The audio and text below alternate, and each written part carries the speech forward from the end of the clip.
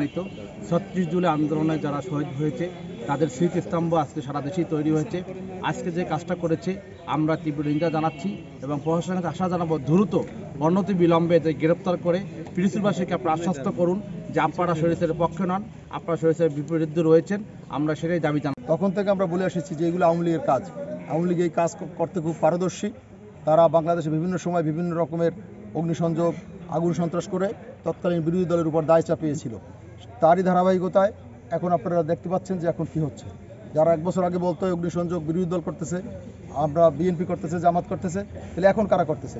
তখনও যারা করতো এগুলা এখনও তারা তাদের এটা একটা রাজনৈতিক কৌশল হিসেবে তারা দেশে সবসময় একটা অস্থিরতা তৈরি করে ঘোলা পানিতে মাছ শিকার করতে চায়।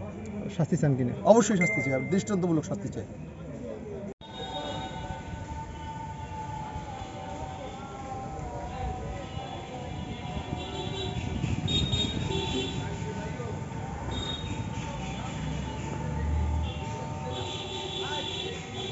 আমি জুলাই যোদ্ধা তাহমিদ আল-নাসির।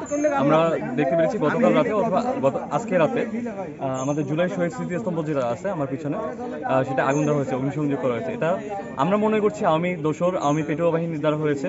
তো আমরা চাই এর জোর প্রতিবাদ করতে এবং প্রশাসনের কাছে অনুরোধ যে এর সাথে যারা সম্পৃক্ত ছিল এবং যারা এই কাজ করেছে তাদেরকে সবাইকে আইনের আওতায় আনা হোক এবং সর্বোচ্চ শাস্তির ব্যবস্থা করা হোক।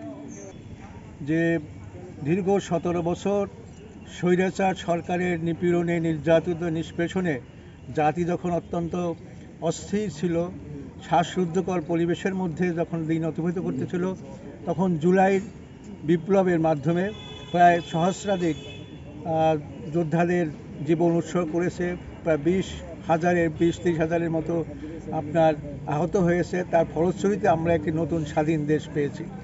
আমরা আশা করেছিলাম যে এই দেশটি এই সমস্ত স্বৈরাচারের কবল থেকে মুক্ত হবে এবং স্বৈরাচারকে বাংলাদেশ থেকে চিরবিদায় হয়ে যাবে। কিন্তু আমরা লক্ষ্য করেছি যে এখনও শেখ হাসিনার প্ররোচনায় যিনি ভারতে পালিয়ে আছেন, সেখান থেকে উস্কানিমূলক বক্তব্য দিয়ে এই দেশকে এখন অস্থির করার তার চেষ্টা করতেছে।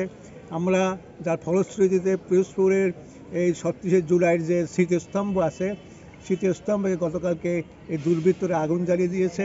আমরা এটা তীব্র নিন্দা করতেছি। আমরা প্রশাসনের কাছে জোর দাবি জানাচ্ছি এই দুর্বৃত্তদের খুঁজে বের করে আইনের আওতায় এনে দেশ